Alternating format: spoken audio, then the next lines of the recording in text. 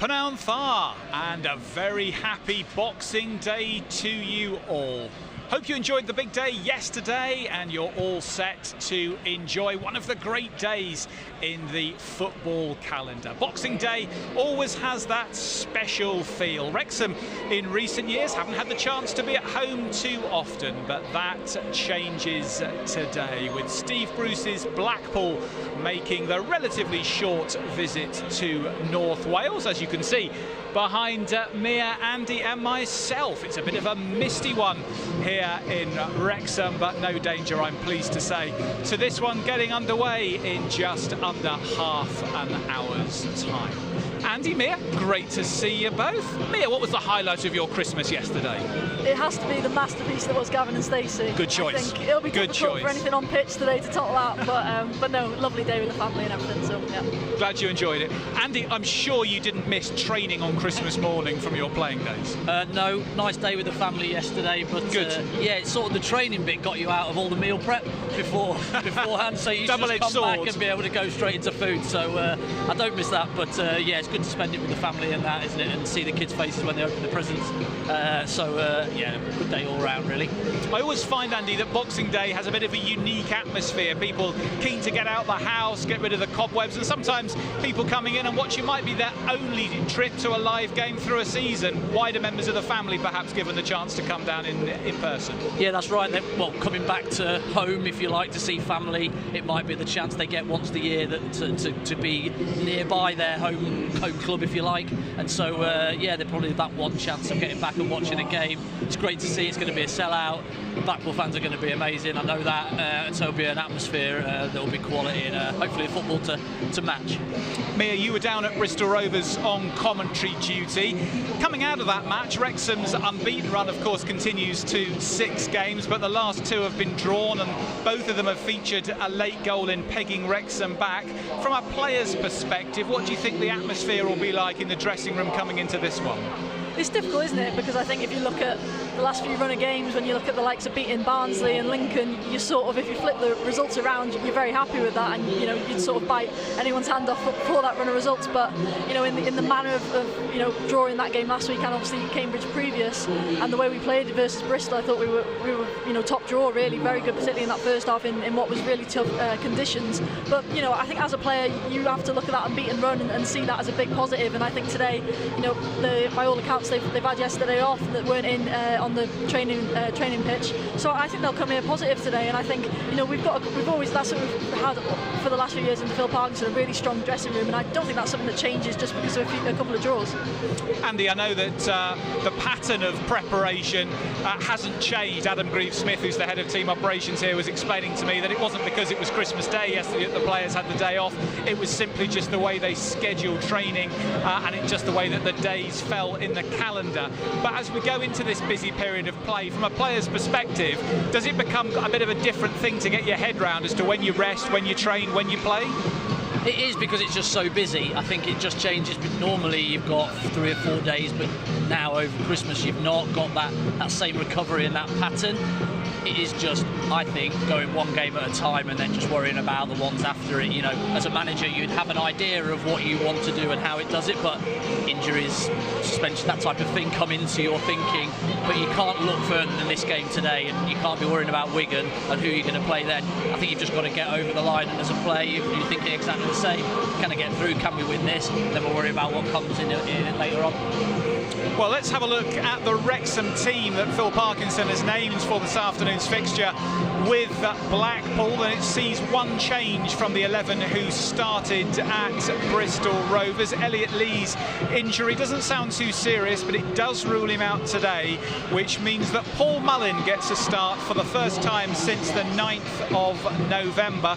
So a little while since we've seen him run out at the start of a game, but a perfect platform perhaps for Wrexham's hero over the last 3 seasons to try and get his sea season going with a goal. He will play just off for Ollie Palmer. Lewis Brunt, Max Cleworth and Owen O'Connell the back three. Ryan Barnett and James McLean the captain at wing back. Matty James again anchors midfield. Andy Cannon to his right, Ollie Rathbone to his left, and a welcome return to the bench for Tom O'Connor, joining Brad Foster, Dan Scarr, Seb Revan, George Dobson, Mo Farl and Stephen Fletcher. Mia, your thoughts? Yeah, I think pretty much what was expected. You know, obviously dropping points last week, but there was no one individually who deserved to come out of that team. Obviously Elliot Lee, disappointing to hear that he's got that hamstring injury, but it doesn't sound like it's going to be a long-term thing. I think just precautionary. I think last week he maybe could have carried on, but good decision by Phil Parkinson and the staff to get him off as that precaution. And you know, with that busy run of games now coming, I think, you know, give him that rest, make sure he's right. We don't need to rush anything. The only worry is he's obviously top goal scorer at the moment, and that's where you look at it as a big blow. But no, really strong side today. I'm just really hoping, you know, Paul Mullin takes his opportunity. You know, first start in a good few weeks. Maybe that's what he's needed. You know, just that opportunity to start and get a full 90. Well, as ever on Match Day Live, Wrexham manager Phil Parkinson gave us some of his time just a few moments ago. Phil, first and foremost, how was your Christmas? Yeah, very good, thank you. Nice family day and ready for action now. What's the plan been for the players over the last couple of days? Yeah, we've given bits of time off, but obviously it's a busy schedule for us, so they've been in working.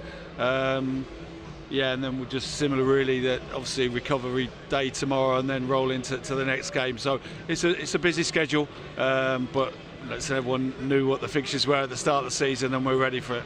One change from your starting 11 today then, with Paul Mullin replacing Elliot Lee from the team who started at Bristol Rovers, assuming that Elliot Lee's injury keeps him out. Yeah, it's only a minor injury. We had it scanned straight away and it's not going to keep him out for long, but we just felt today was too soon for him, and it wasn't worth the risk with the games we've got coming up. And obviously Moles did well when he came on last week, and we're looking for a continuation of that. Having had a few days to reflect on the game at Bristol Rovers, how do you stand back from it and look at it? Almost what I said after the game, that, you know, we played really well at times, first half in very difficult conditions. Second half we still had a lot of moments. They came into it slightly, but they always going to have a strong bench, and they changed it a little bit from the bench. But we know that we should have put the game to bed. We didn't, and we got punished for it. But yeah, so I haven't really reviewed the game, but I haven't got much to add to what I saw with my own eyes on the day. The vibe in the dressing room, though, it should still be positive, I'm assuming, with 6 unbeaten on the spin. Yeah, that's right. You know, it's performance levels are important, concentration levels right to the end of the game. But you know, let's see today if we can have that real clinical edge about us when the opportunities come, because we've got good creativity on the pitch. You know, Barney, Andy, Rathbone, Matty James, quality of passing, Jimmy, and on that left-hand side. So you know, when the moments come, football's about that. Can we take them? And you know, Moles has had a really good week in training. He's looked sharp since the weekend, and you know, really want all the supporters. I know they will get right behind him today, because it's probably the first time in his time with us where the goals haven't been flowing. But that can be the life of any goal scorer. It's just with Moles, it's been rare, because obviously he's been so prolific. But we're going to really encourage him through this little dip, and I've just said to him, you know, leading up to this game and this morning, about, you know, just working for the team like he did when he came on, and the moments will come, because they will come naturally for him. But you know, I want a real hard working performance from him, and the whole ground get behind him, because he's a key player for us, and we're really looking forward to getting him going today. Blackpool arrive 4 unbeaten, Phil. What sort of challenge are you expecting from Steve Bruce's team? Yeah, I mean, they're 4-4-2.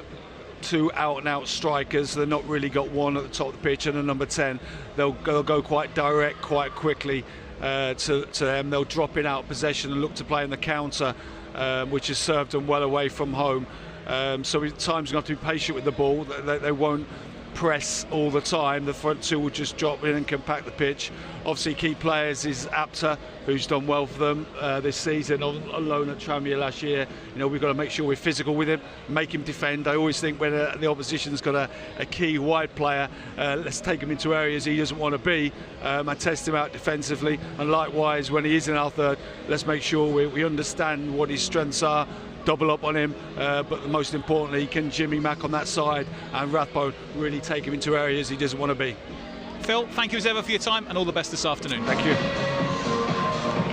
Phil Parkinson giving us his thoughts ahead of today's match against Blackpool, which of course you can watch or listen to via the iFollow service. Head to wrexhamaFC.co.uk/live for all the options depending on where you are in the world.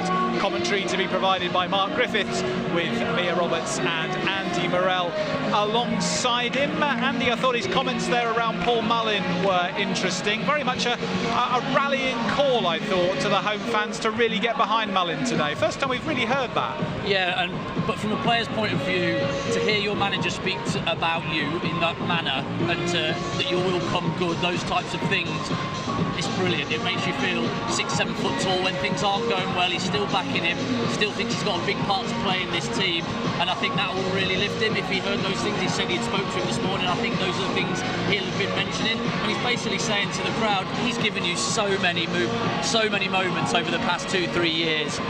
Can we give him that back, give him that boost to get him back on track? And I'm sure the fans will repay that. 89 league goals for Wrexham for Paul Mullin. His record has been so outstanding. 3 Player of the Year awards on the spin. But of course, the point that Phil Parkinson made to us earlier this season on Matchday Live is that he had major spinal surgery in the summer. And for any human being to come back to that and get up to the highest level of performance is always going to be a journey. And there's always got to be some level of patience as he makes that return.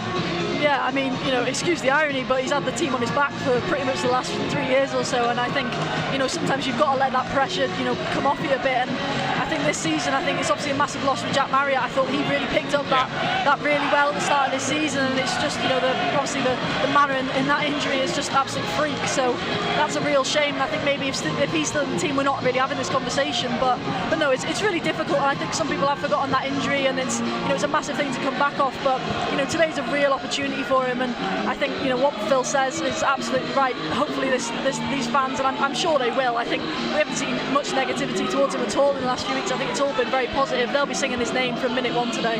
How do you think he went at Bristol Rovers?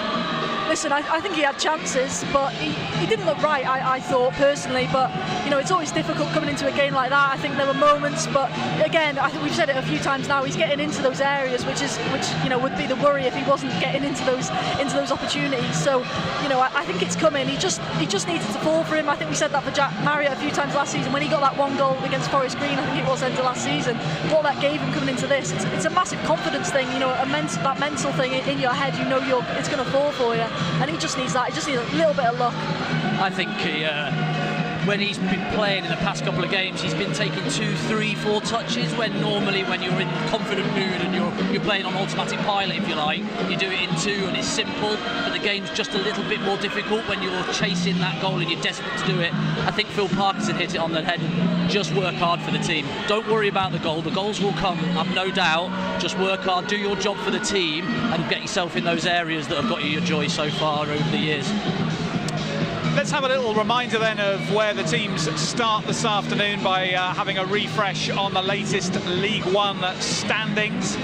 Birmingham City had a great win to close off the pre-Christmas games just a couple of days before the big one, going down to Crawley and chiselling out a 1-0 victory. That took them back to the summit in League One, and you can see those 5 wins in a row for Birmingham. They were pre-season favourites, and I don't think that situation has changed from what we've seen in the first half of the campaign. Wrexham sitting pretty low in 3rd place, still at that excellent 2 points a game average, 42 points from 21 matches. Huddersfield, though, breathing down their neck in 4th. Just a reminder, the top 2 go up automatically into the Championship at the end of the season. Positions 3 to 6 will play off, and today's opposition, Blackpool, starting in 13th position. But Mia, they've had an excellent run of late, 3 wins and a draw, and in Rob Apter and Kyle Joseph have got plenty of threat in forward areas.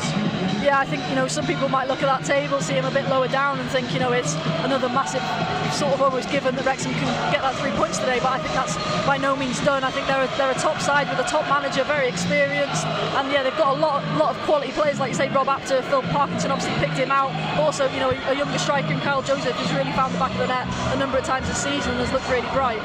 Steve Bruce, and he needs little introduction. He's done over 1,000 games in management, so between him and Phil Parkinson, 2 of the most most experienced managers in the EFL. What do you think his perspective will be coming into this one, bearing in mind Wrexham's outstanding home record?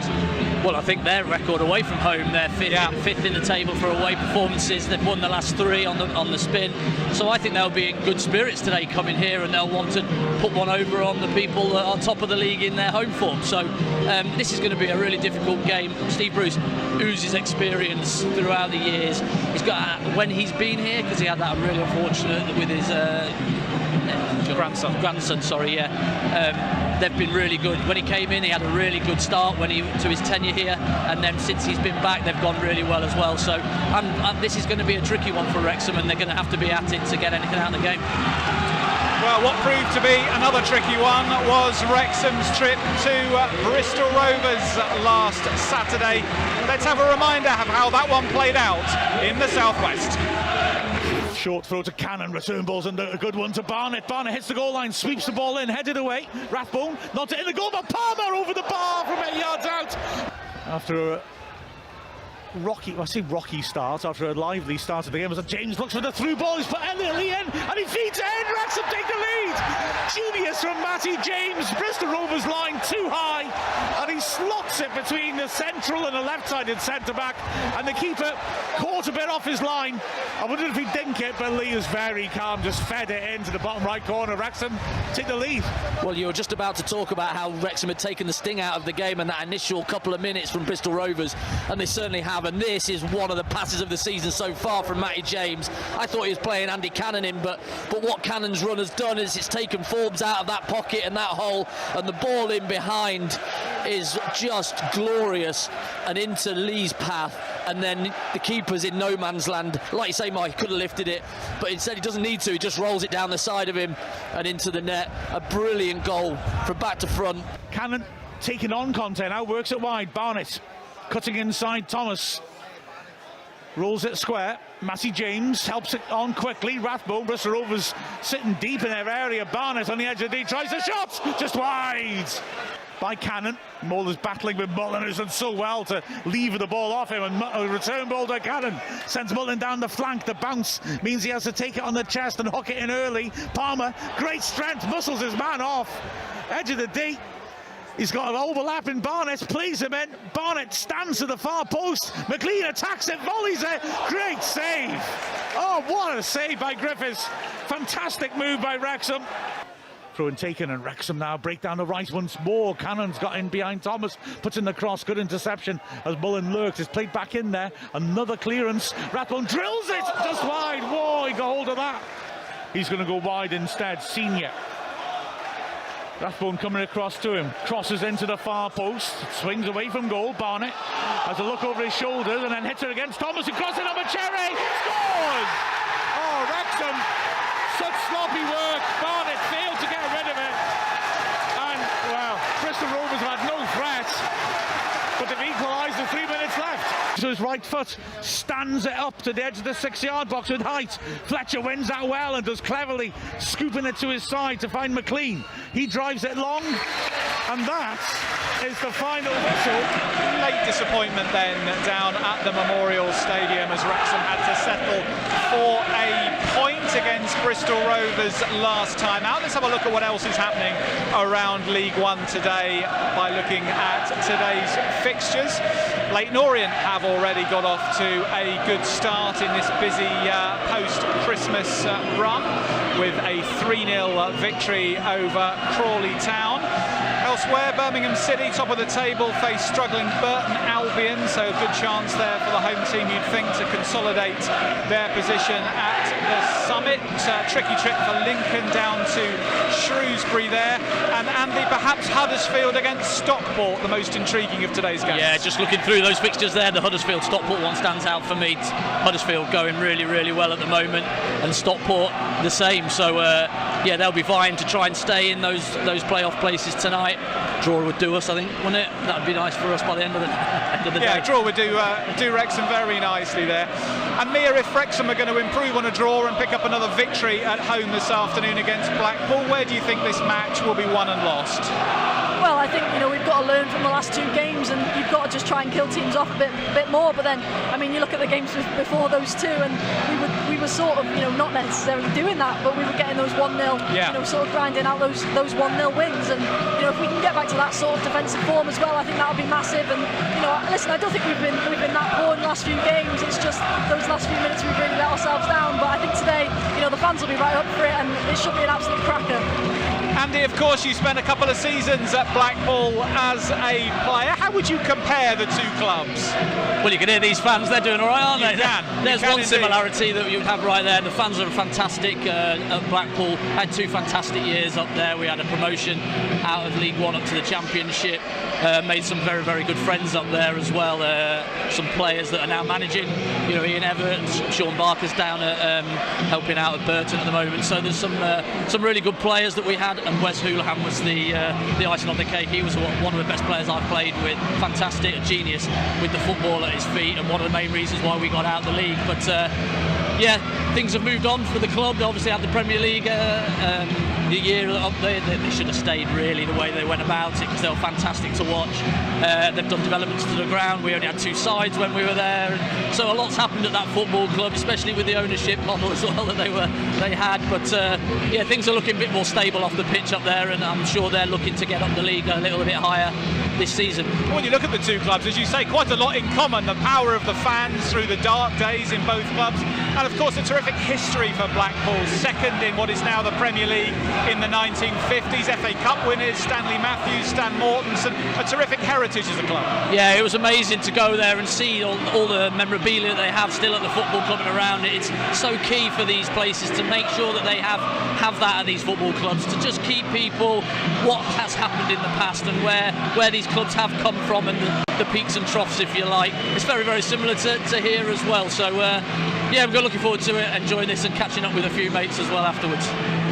Well, of course, at this time of the year, the Wrexham players are not just busy on the field, they're busy off it, including a recent visit to the children's ward of the Wrexham Myler Hospital. Let's see how they got on, spreading a bit of festive cheer. It's the annual Christmas visits to the children's ward in the hospital, and it's for us really to come and try and pick up some spirits in any little way we can, and see the kids, speak to the families, and just kind of add a bit of Christmas spirit. And obviously times are tough if you're in the hospital over Christmas, and for us, if we can lift spirits in any small way, then it goes a long way. Who's your favourite player? Probably Ryan Bonnet. Yeah, he's quite good. Because he plays in the position I play as well. Yeah, you're a right back, a right wing back. Nice. What's your crossing like? Quite good. Yeah? Quite good. Quite good. Fair enough. Confident. Yeah. Not bad. Get a high five? Yeah, love that. It's obviously a close-knit community, and it's a community that's close to the club. For us as players to be able to come to the local hospital and see families and kids who are, majority of them are Wrexham fans, and like I said, the important thing is if we can pick up spirits, no matter how big or small, then it's obviously a bonus. Lovely to meet you. And happy birthday for yesterday. Thank you very much. Thank you. We get enough support from the whole community around us, so it's nice to give some back in any way we can, especially around Christmas period. No one wants to be in hospital, and these guys do a great job behind you here, and it's great to come and support everyone in the hospital. Love it, man. Should we have a photo, Jacob? Yeah? Is that alright? Try and look at every single camera. No, it's harder than that. One, you've got to decide. It's like we've only got one winner, you're the winner, aren't you? We are so chuffed that you've been able to come and see or read. No, listen, I've thoroughly enjoyed it. Yeah, it's got to help in some small part. The NHS staff and any nurses and doctors, what they do is obviously incredible. Sometimes you don't get the recognition they deserve for the job they do, especially in the children's ward, looking after sick children, and seeing that firsthand today, that they, the care and the support that they offer and the job they do is absolutely sensational, and they deserve all the credit and award for that.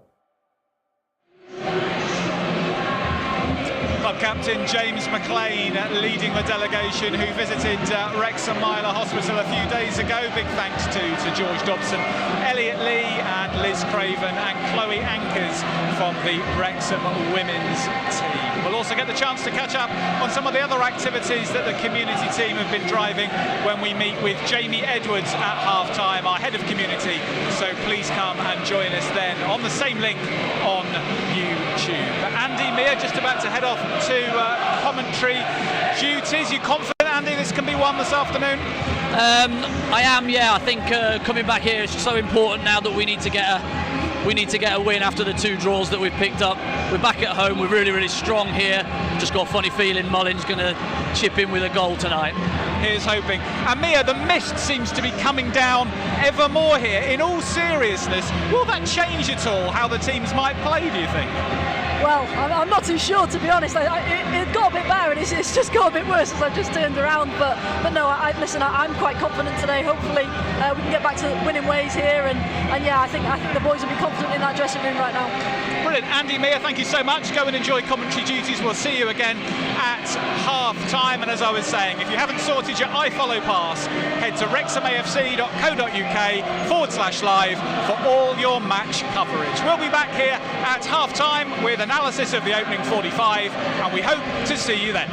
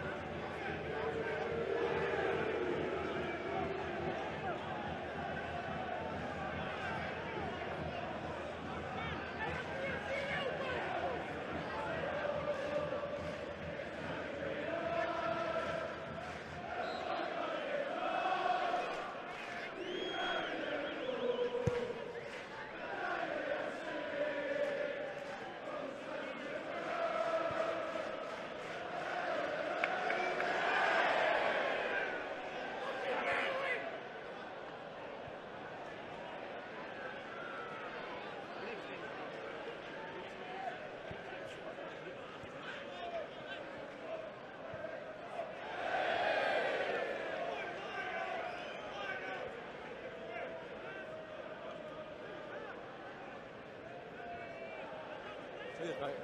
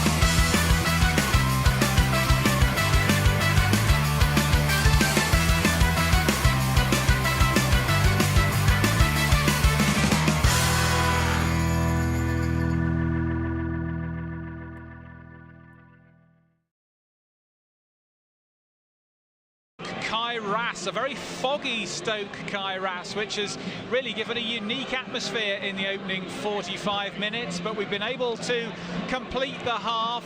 Referee Ruben Ricardo happy that conditions are good enough, and through the murk we have seen Wrexham 1-1 at half-time with visitors Blackpool. Blackpool getting off to the best possible start with an early goal in the 3rd minute. James Husband getting away down a very foggy left flank and crossing for Ashley Fletcher to head home past Mark Howard from close range. It was a good start from the visitors. Wrexham struggling to get into gear in the first 10 minutes, but then starting to find their groove, and after Paul Mullin had a sighter from distance, he provided a moment of true Mullin magic on the 23rd minute.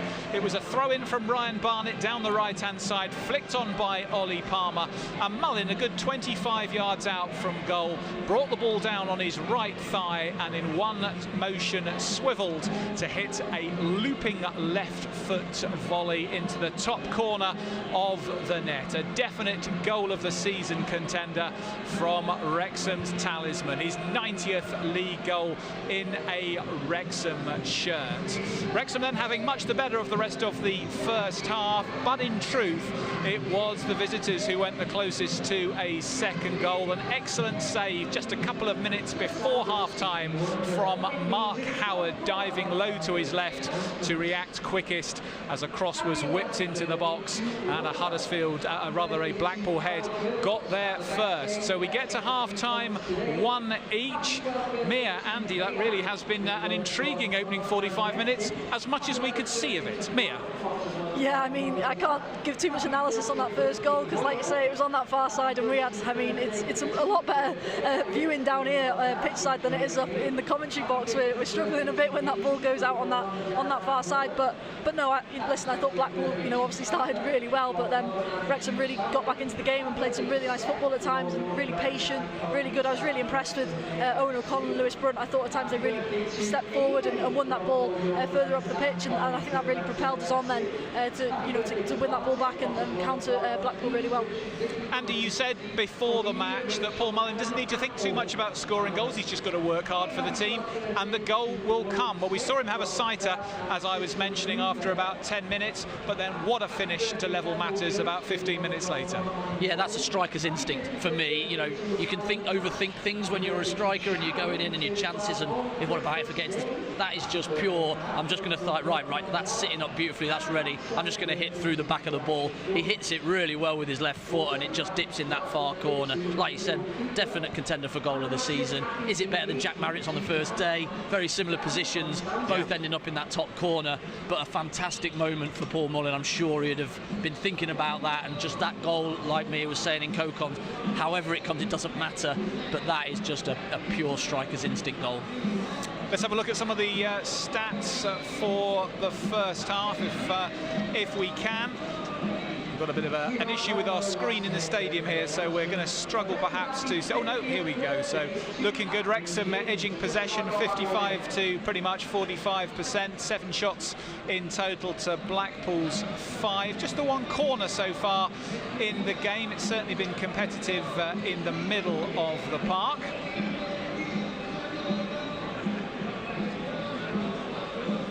Blackpool offering a definite threat with 2 up top. Kyle Joseph together with scorer Ashley Fletcher keeping O'Connell, Brunt and Cleworth honest.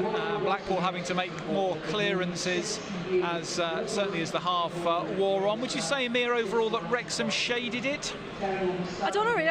In my opinion, I think it was pretty even. I think 1-1 half-time is probably a fair result. I think, second half it'll be really interesting now to see, particularly that matchup James McLean against off here on this near side. I think that was, for me, James McLean was getting a lot of success, and the question is now, does Steve Bruce say to Abdi, you know what, you've got to do a bit more for me defensively, because you know, that first half I didn't think he really helped his mate out at right back at all too much, and you know, it's probably lucky we didn't get more success from James McLean out wide. I thought every time he cut in he looked a real threat. It was just that final bit.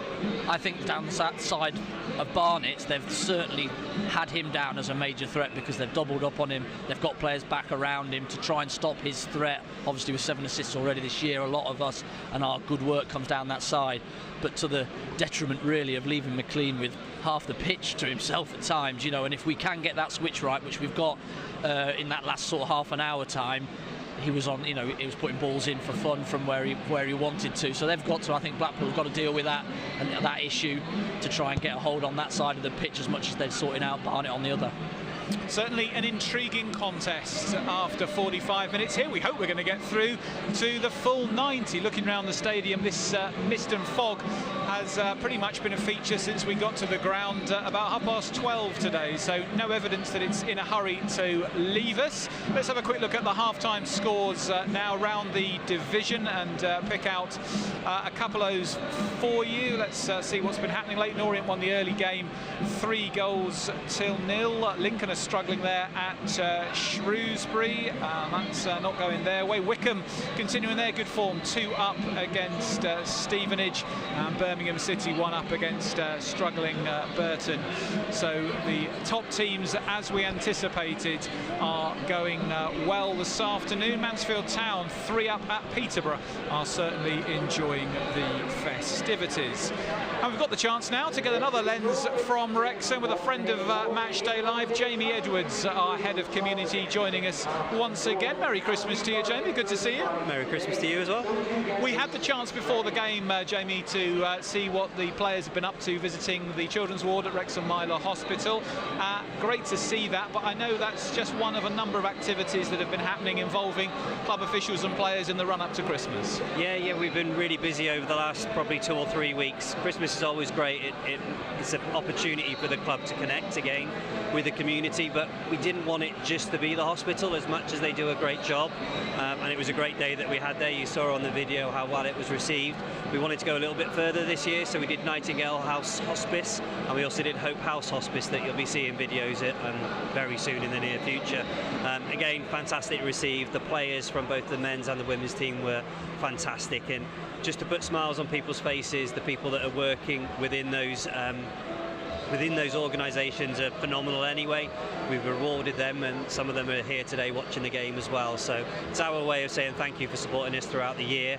And we've also got the Kaya Park Partnership, which is a great holiday hunger programme that we've launched over Christmas.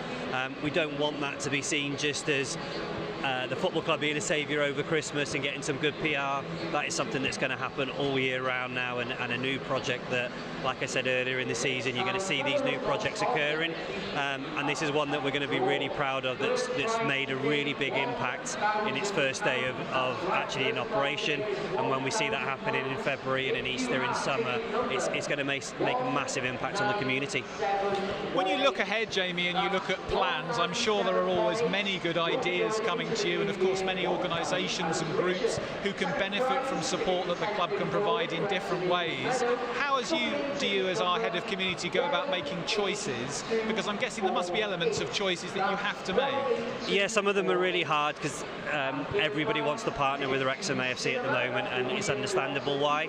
For us, it's about what can make the biggest impact. So we, as an example, whenever it was last Monday, I think it was Monday this week, we were in Kaya Park and we were giving out food hampers from one of our partners, M&S, which was fantastic. Those were going to actually feed children on Christmas Day. If they didn't have those, some parents were going to go without food. That's the type of impact of the projects that we want to be doing. As much as we'd love to partner with everybody, we just physically can't. We haven't got the resources to do that yet. So we have to really cherry pick the ones that are going to make the most immediate impact, the impact that's needed right now.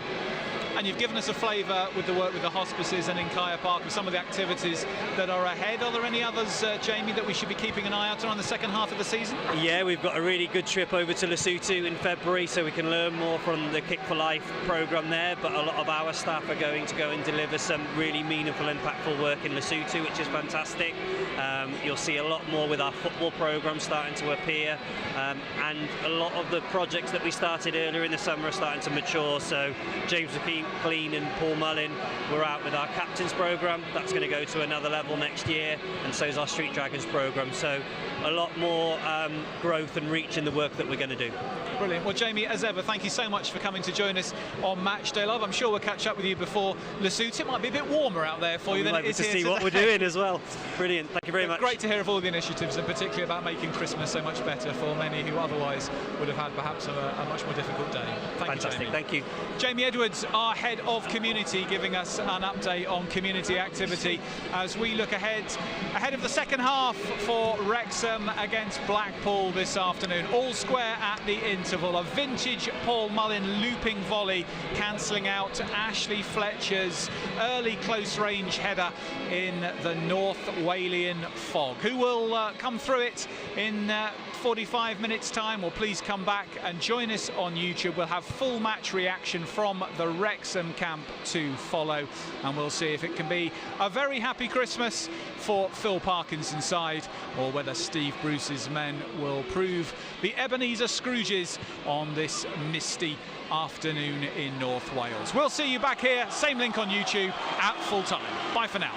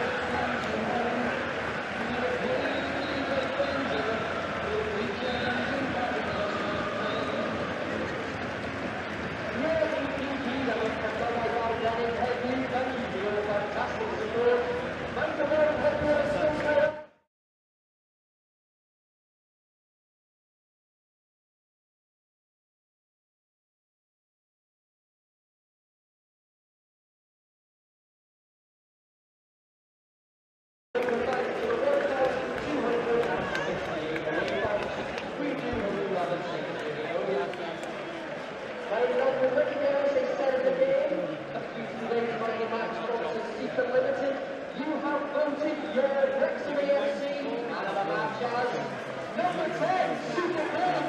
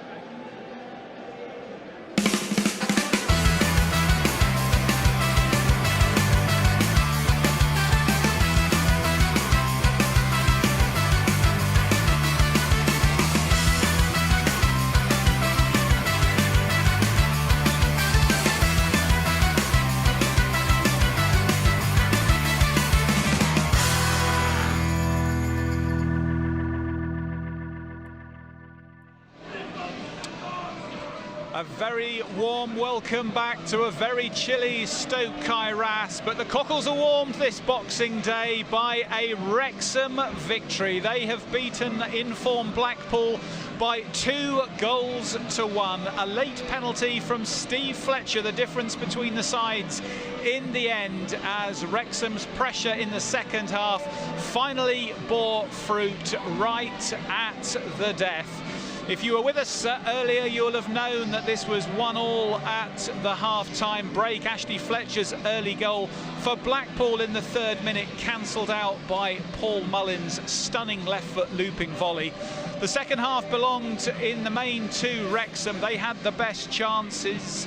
Ryan Barnett's shot being parried away by keeper Harry Tyra, and Paul Mullin again going close, but it didn't look like perhaps that crucial breakthrough was going to come until referee Ruben Ricardo judged handball against a Blackpool player jumping to try and deny Steve Fletcher's goal-bound shot, and the Scotsman had nerves of steel, striding forward to take the penalty and slammed it home for his 3rd of the season, as Wrexham return to winning ways and make it 7 games unbeaten. Mia Roberts and Andy Morell, as ever, have been on commentary. Mia, how did you see that? Well, it was a bit of a nervy last few minutes. I think it sort of had that feeling of the last few games where it looked like we just weren't going to find that little moment of magic and get that ball in the back of the net and get over the line with 3 points. And you know, luckily in the end, I mean, we've only seen the penalty back once, I think, in terms of if it was handball, and it looks like a bit of one of them, bit of a 50-50. I'm not too sure, but no, I think Phil will be absolutely delighted with that today. I thought, you know, particularly first half was a big battle. I thought Blackpool came out and played really well, but second half I think we dominated it and, you know, didn't create too much, but no, I think in the end it's a real deserved win and a real big reaction after the last 2 games. Andy, certainly in the second half, Wrexham the better side, but just describe for us that penalty incident and how you saw it. Yeah, I think it's a little bit harsh looking at the replay. The referee's looking straight down at it. It's really good position, and he's just turned his back as he's come out, and his arm is up and his other arm is down by his side, and whether it hits him on the back or underarm, I'm not too sure, but I don't really care. Do you know what I mean? It's unfortunate. It's one of those things that happens in football, and we'll take it. And to be fair to Fletcher, had a long time to wait and think about that penalty, and he just stepped up and just stroked it in brilliantly. And we've been on the end of a couple of late equalisers in the last couple of games, and we'll take it. It's a win, 3 points, and we probably really deserved it in that second half. Yeah, the Cambridge game, of course, immediately springs to mind, Andy, doesn't it? Because that was a late penalty they were awarded, and looking back on it, that looked probably pretty harsh against Lewis Brunt. Having managed, do these things tend to even themselves out over the season, do you think? Or does it sometimes You sort of say that. True? Well, it always feels when you're down at the bottom that things are going against you and all decisions go against you, but and when you're at the top you get those decisions. So I think you've just got to look at it and go, over the course of a season you probably get one and you don't get another, so we'll take it. It's really important, 3 points after the 2 draws that we've had, and it makes us go into the Wigan game with a bit of momentum as well. Mia, you highlighted for us at half-time the space that James McLean was getting wide on the left because the defenders were doubling up on Ryan Barnett, and in that second half again we saw McLean getting good dividends, didn't we, wide left, and Wrexham were really on the front foot for the vast majority of the second 45.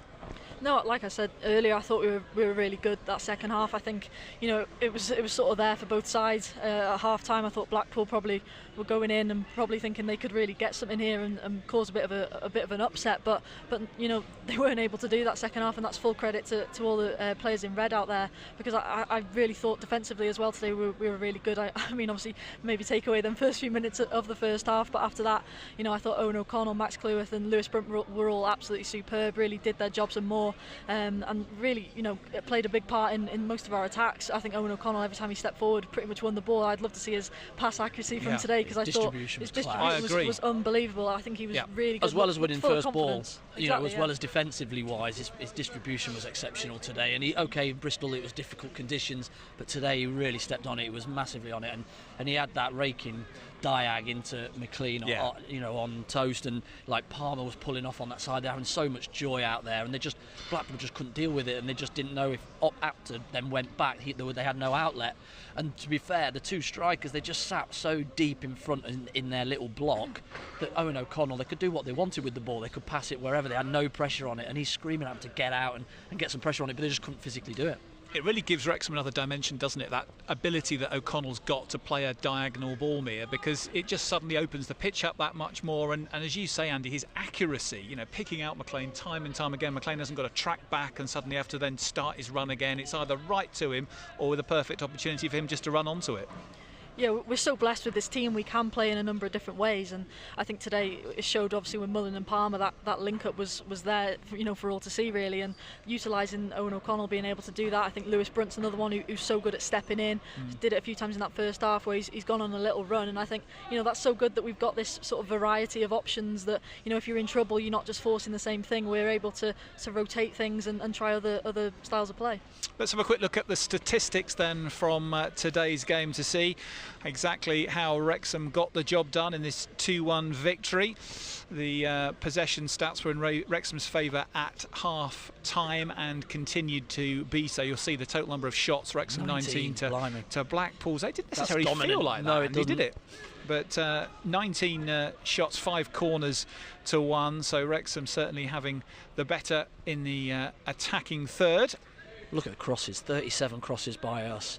I think, you have to hand it to Blackpool. They defended their box really well. They got out and blocked. I think a lot of those shots were probably blocked by one of the Blackpool players. They defended their area really, really well. And we can see in the defensive stats there again, in line with Wrexham's increasing threat in attack. Blackpool having to make 42 clearances, just 17 for Wrexham. Passing stats pretty much similar, 76 against 74%, but the key passes stats, however, a key pass is identified certainly in Wrexham's favour. Let's have a look then what else has been going on around League One today to see how Wrexham's victory shapes them up against the other teams in the upper echelons of the League One table. We knew that both Birmingham and Wycombe were winning at half-time. Let's see if that continues in the second half. Birmingham deep into added time, 2 up over Burton Albion. We're hearing that has just gone to full time, so another victory for the men from St Andrews. Their assault on the title showing no sign of dimming. Bolton beaten at home by Barnsley. That's a very good win for the Tykes. Wrexham, of course, heading to South Yorkshire on New Year's Day, looking a tough test. Charlton beating Cambridge by 2-1. Exeter putting Bristol Rovers away in the South West Derby by 3-1. Huddersfield beating Stockport by 1-0. That's a very good win for them. They continue to really put up a very strong promotion challenge, and I'm sure we're going to be seeing plenty of the Terriers in the second half of the season. A 1-0 victory today against Stockport County. Mansfield have had a bad run of late, but that's better for Nigel Clough's side. A 3-0 win in East Anglia against Peterborough United. Reading beating Northampton Town by 4-1. Phil Parkinson's side, of course, as a player for much of his career, they are mounting a decent challenge as well, despite the departure of manager Ruben Sellers. Rotherham beaten at home 1-0 by Wigan. Shrewsbury beating Lincoln, perhaps a bit of a surprise there, just across the border in Shropshire. And Wycombe Wanderers continuing to put up a serious challenge for automatic promotion with a 3-0 win at Stevenage. Andy? Yeah, I think all top 4 winning. That's so important, that goal, late on for us to keep us in that hunt. That Wycombe result, we know how tough it was at Stevenage to play there, and they've gone in comfortable 3-0. That's a real statement, but the top 4 are going for it. They're in real good form. Huddersfield are going to be right on Wrexham's shoulder, I think, Mia, for many weeks ahead. Yeah, I think obviously that game here wasn't exactly box office, but no, they're a real good side. They've got a lot of quality, and I think they'll be right up there. If Wycombe do maybe fall off, I think Huddersfield are the ones who'll definitely pick up that pace.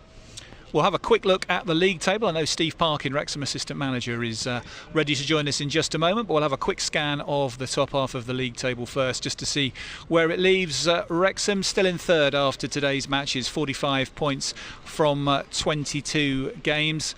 Huddersfield, of course, with that victory going up to 2 points a game as well, 42 from 21, and Wrexham just 2 points behind Wycombe Wanderers in second place as they continue to mount their challenge as well. Excellent season from Matt Bloomfield's side. They are in second place. Steve Parkin is joining us on Matchday Live. Good evening, Steve. Lovely to have you with us tonight. What are your reflections on this afternoon's game? I think that first half we were a little disappointed with the kind of, not necessarily the way that we played, but we just thought we could force the game a little bit more, be a little bit more positive.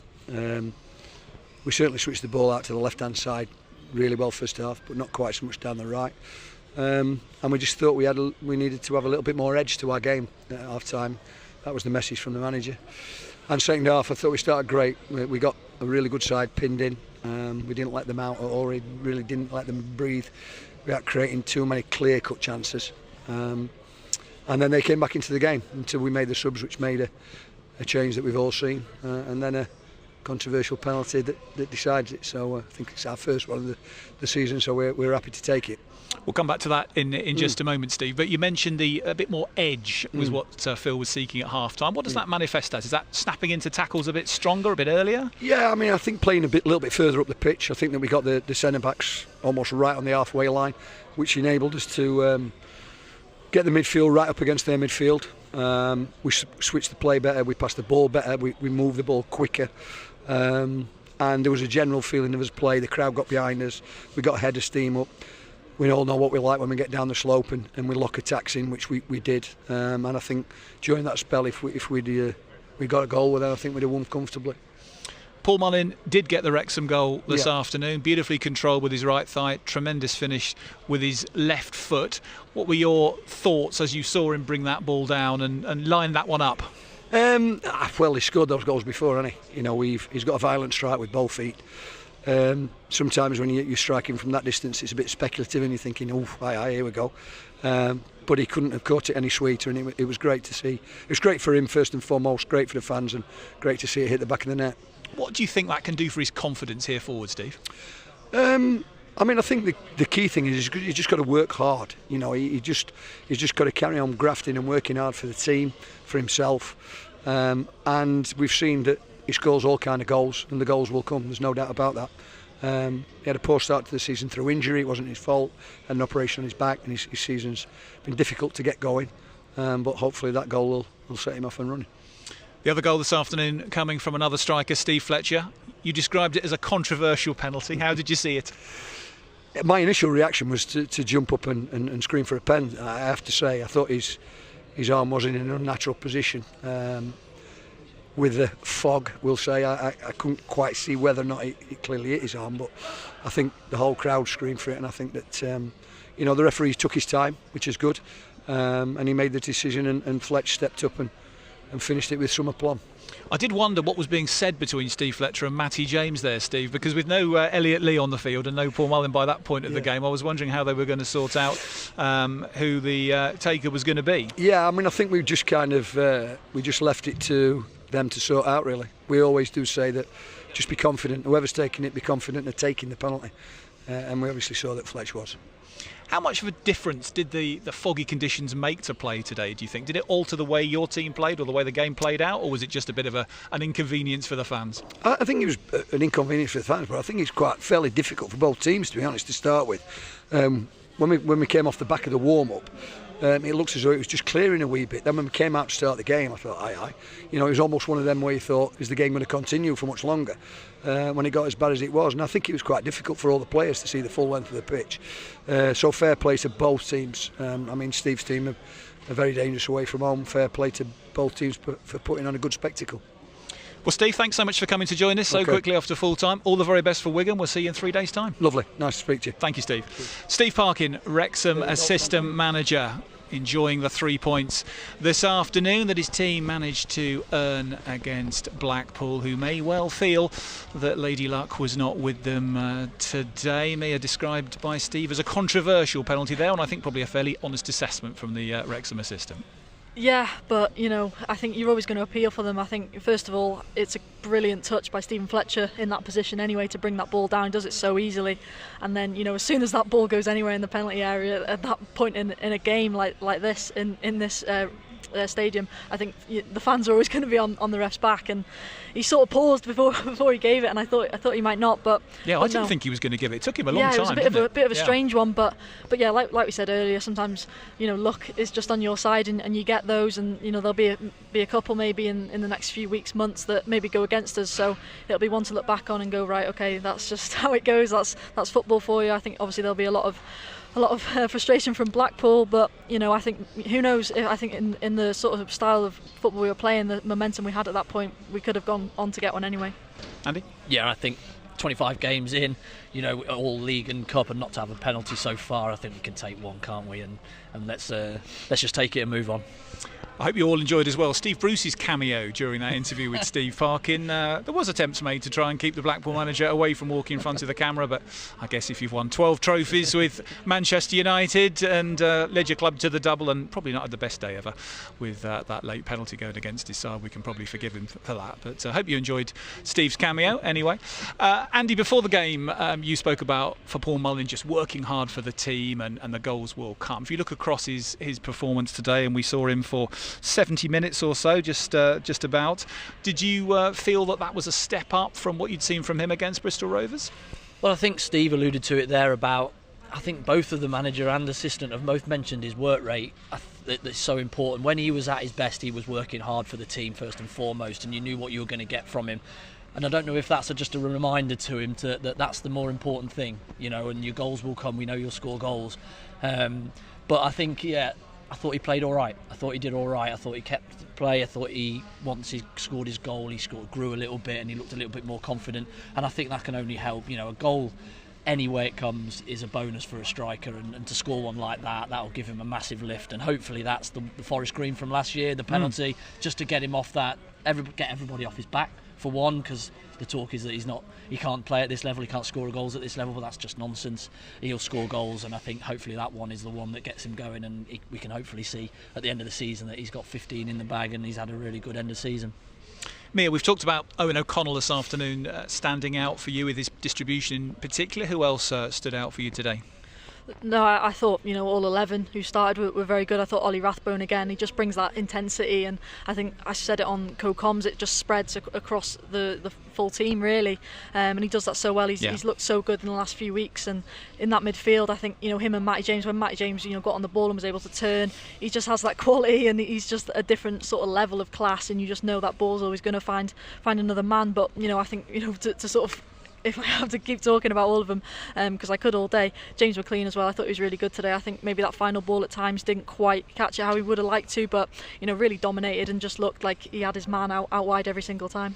Just coming back to Rathbone and James, Mia. James had to wait a few games when he came in to get his chance. Rathbone perhaps a little bit longer, having come in the summer, but the two of them now look like almost the first two names on the team sheet, don't they? Interesting how they've had to wait for the time, but that's very much Parkinson style, isn't it? We saw this when Elliot Lee first arrived at the club, and there have been plenty of others had to wait, and then gets to a point in the season, they get their opportunity, and then they become first names on the sheet.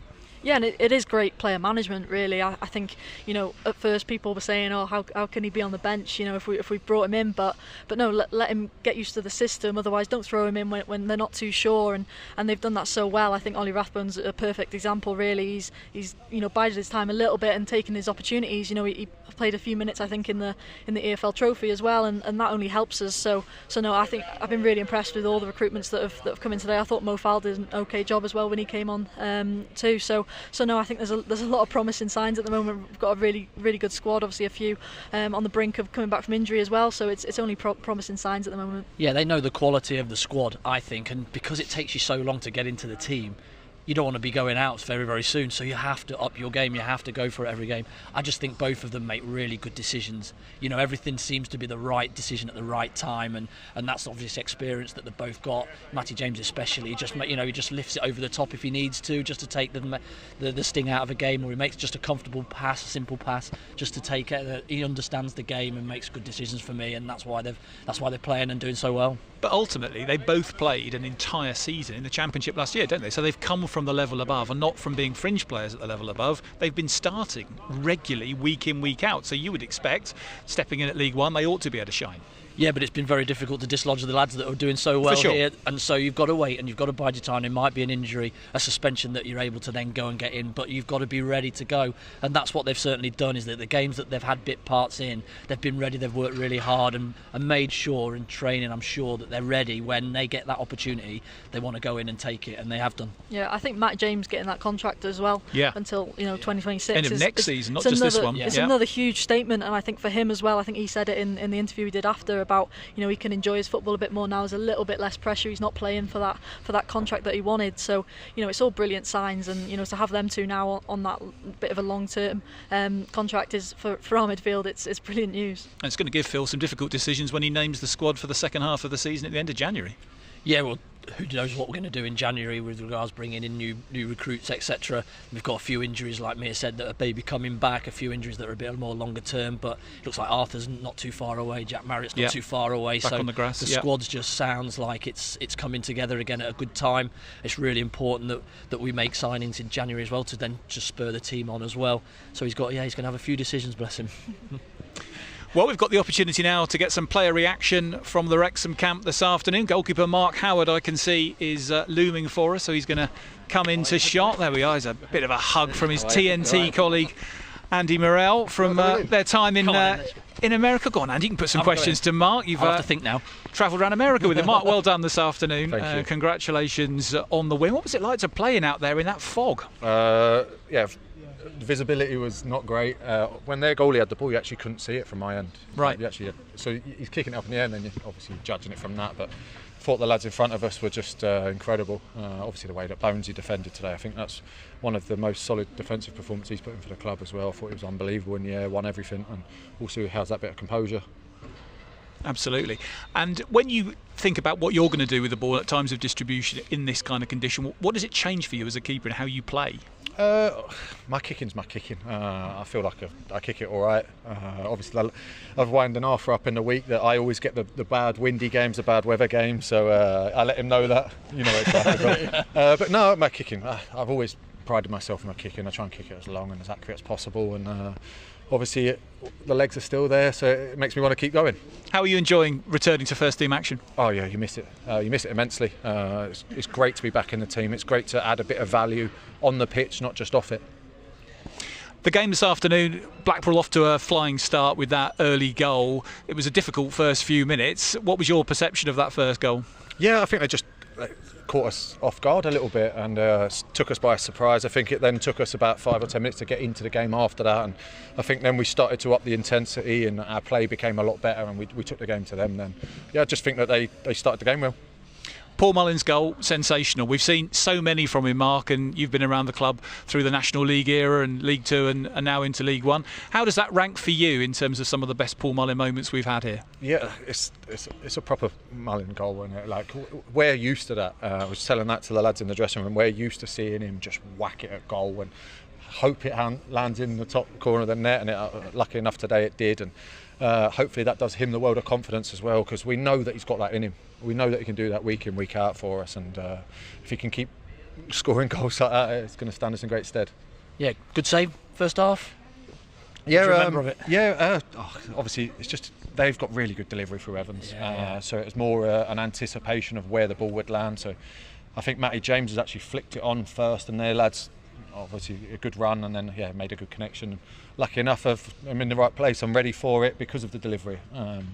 We watched a lot of clips beforehand, and I think it's one of those that you're almost waiting and anticipating where they're going to hit their shots from, or headers and stuff like that. We were talking a few weeks ago about how funny football is, weren't we? Yeah. About how you're seeing yourself as like warming them up and the experienced one around the group. How are you taking to that role, and are you still wanting to play?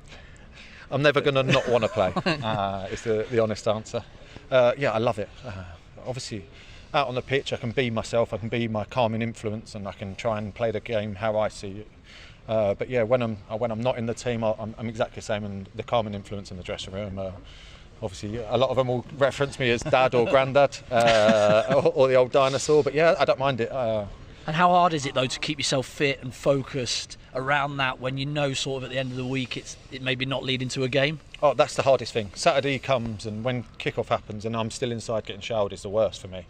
I've come out, done the warm-up, I've done as much as I can to help the 1 or 2 goalies that are playing or whoever is playing that day. But then when you've done that and then you go inside and you miss the first 10 minutes and you can hear the atmosphere and the fans cheer, and that's the hardest 10 minutes. And then once you come back out again, you're all right because you're there to watch a game of football. But yeah, you miss it immensely. Yeah. But your experience for me, you know, when you came on in the game that you needed, I thought your experience just led by example. You know, the way, and I think other players will see that and deal with themselves and prep themselves the same way. And I think you're leading the standards with the way that you've gone about it. I appreciate that. That's all you can do is. I try and prepare myself for every game as if I was starting, and obviously during the week I probably train more now. Physically it's harder. I'm training every day, I'm doing every shooting session, where when you're in the team you technically take your foot off a little bit in training because you're preparing for Saturday. Matches, yep. So obviously that's the weirdest thing is I'm 38 but I'm training more and harder than ever because I'm not playing. So yeah, obviously the last week and that, it's been nice to be in the team and enjoy training. Just for that Christmas period as well, do you know what I mean? Oh, exactly. Literally, this is what I was saying to Arthur in the week. He got injured last December, broke his jaw, and then obviously, unfortunately, both goalkeepers have got injured over this period. But lucky enough for me, something in that, the old Christmas one. I've never had that. Well, Mark, thanks so much for coming to join us, and thanks again for another great performance today. Well done on that save, as Andy says. I think that came at a crucial time. And excellent. We'll see you for Wigan in 3 days' time. Excellent, thank you. Thank you very much. Mark Howard, Wrexham goalkeeper, joining us with his former TST team Wrexham Dragons colleague Andy Morrell, who played alongside Mark, of course, on that first of the 2 trips to America. Correct, yeah. Roommate, was he? Did you?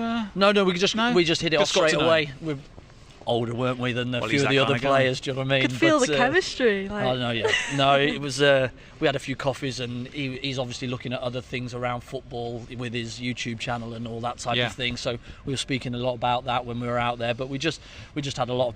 We've been he was played for Blackpool as well, so we've had a lot of similar connections around it. So we just hit the ground running, and he's a good guy and a very, very good professional. And he was brilliant around the group when I was out there, and he's brilliant around the group here because it is very difficult when you're a professional footballer, and that's what you get paid to do when you've not got a game on the end of the week, and to be at the same intensity, the same. The way you go about your professionalism in that week is so key to the group, because you could quite easily throw the towel in and just mess around and not be as focused as you want. But I think it being in the changing room will help everybody around there, because if he can do it and he's not got a game at the end of the week, there's no reason why anybody else can't. Amir, I think when it was the double injury to Okonkwo and then to Callum Burton, people were wondering what next, and are Wrexham going to have to go and bring someone in? Clearly Brad Foster came in as effectively a 4th choice keeper, but there's been no real deterioration in quality, has there at all? Mark Howard's come into the side having, as Andy said, had limited minutes, but slept straight back in again, no issue whatsoever. No, and I think that's the biggest compliment you can give him, the fact that no one's really spoken about Burton or Okonkwo in the last few weeks, and that's full credit to Mark. I think, you know, the work he obviously puts in when he's not in the team is incredible, and I think that obviously enables him to do what he has done in the last few weeks and just slot in, and like you say, you know, it hasn't caused any disruption whatsoever. And like Andy says, I mean, he's a great professional, great guy. I think, you know, there's a reason why he's you know, stayed here. That they've extended his contract, I think, 2 or 3 times now whilst he's been here, and you know, he does so much more than just on the pitch. He's a massive character off it as well. I think the key is he understands his role here. He knows what he is. He knows he's a 3rd choice. He knows that he's not going to play a great deal of football, but he's still got a contract. He still offers so much to the 2 lads, because they know that they've got Arthur, who's a young keeper who's still learning the game. I think he can offer that around Aidan as well, who's the goalie coach here. I think he can help so much, and he's also a fairly handy keeper when needed and called upon. And we were thinking, 4 keepers, you know, why do we need 4 keepers? Well, this is exactly why, is because every base is covered at the moment for any eventuality, and we've had 2 keepers go down, which is unheard of really normally. And he's had to come out and play, and he's done ever so well, and he knows though that I think when Arthur or Callum are fit, that they would probably go in ahead of him, but he understands that, and he's happy with that, and he's doing very, very well. And only 3 days, Mia, until we're here again back at the Stoke Kairas for Wigan Athletic, who have struggled to really get going this season, but have got a fairly miserly defence, difficult to break down, and a team, of course, who not too many moons ago were a Premier League side. No, really big club. I think I'm really excited for that one. Obviously got a few family connections to Wigan as well, so it's always of course, with your dad having played there a lot. Always one I look for in the fixture list. I think we got on, was it last season in the EFL Trophy? I think it was. But no, yeah, I think like you say, a decent side, probably haven't hit the heights that they would have wanted to, but no, defensively really strong. I think certain Carragher's done quite well so far this season. I'm not sure if he's out with injury at the moment, but no, should be a real good game. Obviously James McLean as well, facing former side. So a few narratives in there, and yeah, should make for a really good game. It'll be interesting to see if there's any rotations. I imagine there won't be, but no, definitely one to look forward to in a few days. Yeah, I don't think there'll be any changes from that performance there, unless anybody's got a little niggle or something that they may need a little rest. I think they'll just go with the same, especially here at home. I think Mullin back on it, and I think they'll make the same changes as he always does, because it's pretty much it's set in stone, isn't it? But it seems to be a winning formula at the moment. Andy, Mia, thank you very much for your company as ever today, and get back to the turkey leftovers now, and maybe a bit of chocolate Yule log if there's any still going. I've got to drive home in the fog, that's my issue. Yeah, that's the most important thing. Get that fog light on early doors. Right. Goodness me, Paul Challoner's bright pink pitch warming kit is shining like a beacon through the gloom. But anyway, at least we've got the game through, and lovely to see you both. We'll see you for Wigan in 3 days' time. Well, Blackpool, of course, is known as the Las Vegas of the Northwest, a home for entertainment, the thrills and spills of the seaside, and a famous pleasure beach. Well, this afternoon we saw a reminder of our own big one here at the Stoke Kairas. Paul Mullin picking his moment bang on cue to once more show us how entertainment can look in a red shirt on Boxing Day. We hope you've enjoyed our coverage this afternoon. Thanks as ever for joining us on Match Day Live. Diolch am wylio. We'll see you for Wigan in 3 days' time. From all of us here, good night.